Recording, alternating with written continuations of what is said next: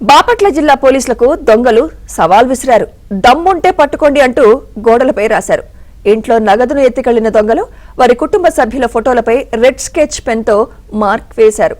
చెట్టుకున్న మామిడికాయలు కోసుకుని తిని ఇంట్లో ఉన్న పాలు తాగారు.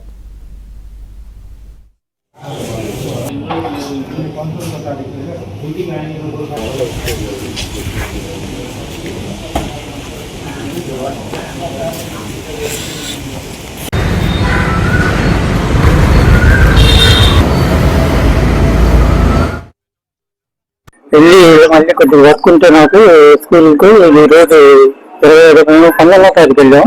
ఈ నెల మళ్ళీ కొద్దిగా వర్క్ ఉంటే ఈ నెల 27వ తారీఖు మార్నింగ్ 7 o'clock వచ్చాం. బాపట్లకి వచ్చి తలుపు ఓపెన్ చేసాం. మధ్యలో ఉన్న తలుపు కీ ఓపెన్ చేస్తుంటే రాట్లా. మా బాబు నాతో పాటే ఉన్నాడు. మా బాబు వచ్చి రైట్ సైడ్ రూమ్ ఉంది.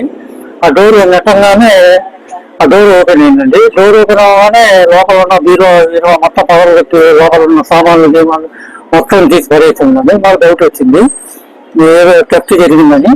మాకు డౌట్ వచ్చి మళ్ళీ వెనక్కి వచ్చి చూసేసరికి వెనక గ్రిల్ పగలగొట్టి తలుపు పగలగొట్టి లోపలికి వచ్చి మొత్తం ఇక్కడ సామాన్లు మొత్తం బయట తీసి పగలగొట్టి అన్ని చేశానండి.